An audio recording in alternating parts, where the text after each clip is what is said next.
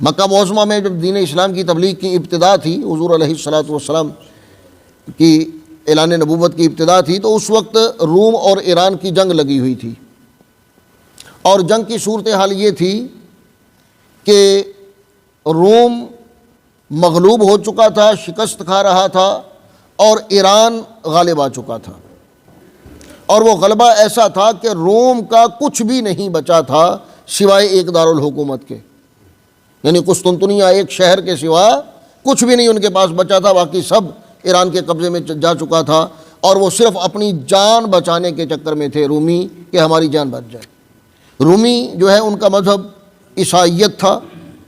اور ایرانیوں کا مذہب مجوسیت تھا، وہ آگ کی پوجا کرتے تھے، آگ کی عبادت کرتے تھے، اور چونکہ عیسائی اللہ تعالیٰ کو ماننے والے تھے، تو مکہ میں جو مسلمان تھے، مٹھی بھر چند مسلمان، ان کے ہمدردیاں روم کے ساتھ تھیں، اور جو مشرکین مکہ تھے، شرک کرنے والے کافر، ان کی ہمدردیاں ایران کے ساتھ تھیں۔ اب وہ ایران کی فتوحات پر خوش بھی تھے، اور مسلمانوں کو تانے بھی دیتے تھے، اور مسلمان پریشان تھے روم کی شکست پر۔ ایران مغلوب ہو جائے گا، روم کو فتح ہوگی، ایران کو شکست ہوگی۔ اب صورتحال ایسی تھی کہ کوئی ذہن یہ ماننے کے لیے تیار ہی نہیں تھا کہ روم کو بھی فتح مل سکتی ہے۔ تو جب سورہ روم نازل ہوئی تو چونکہ اہل ایمان کا تو یقین واثق تھا کہ اللہ ذوالجلال نے فرما دیا کہ روم غالب آئے گا، تو روم ہی غالب آئے گا۔ اب ایک مجلس میں بیٹھے ہوئے یہی بات چل نکلی روم اور ایران کی جنگ کی، تو وہاں حضرت سیدنا ابو بکر صدیق رضی اللہ تعالیٰ عنہ موجود تھے۔ وہ جب مشرکین نے، ابو جہل نے اور دیگر سرداران قریش نے جب ایران کی فتوحات کے قصے سنانے شروع کیے،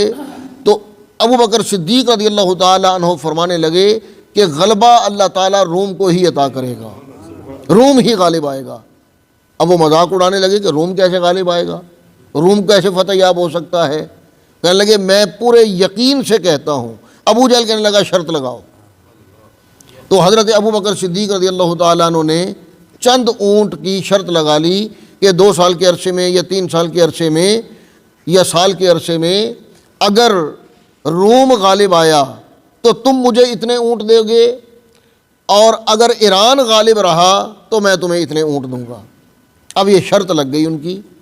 ابو بکر صدیق رضی اللہ تعالیٰ عنہ یہ بات، یہ معاہدہ طے کرنے کے بعد بارگاہ رسالت مآب صلی اللہ علیہ وسلم میں جب حاضر ہوئے تو حضور علیہ الصلاۃ والسلام کے گوش گزار یہ ساری بات کی کہ مشرکین مکہ کے ساتھ بیٹھے ہوئے میری یہ بات ہوئی، اور یہ شرط لگ گئی، یہ معاہدہ ہو گیا، یہ طے ہو گیا۔ تو حضور علیہ الصلاۃ والسلام نے فرمایا کہ اے ابو بکر ایسا کرو کہ کچھ سال بڑھا دو اور اونٹ بھی بڑھا دو، یعنی اونٹ 100 کر دو اور سال 10 کر دو۔ تو پھر 10 سال کی وہ شرط تھی اور 100 اونٹ کی شرط تھی، کیونکہ بضع سنین کا ذکر ہے، اور بضع جو لفظ ہے یہ 7 سے اوپر پر بولا جاتا ہے، یعنی کچھ سال، 7 سے اوپر سال۔ تو پھر دنیا نے دیکھا کہ وہ روم جو مغلوب ہو چکا تھا، جو شکست خوردہ تھا، جس کے پاس کچھ نہیں تھا، پھر وہ فتح یاب ہوا،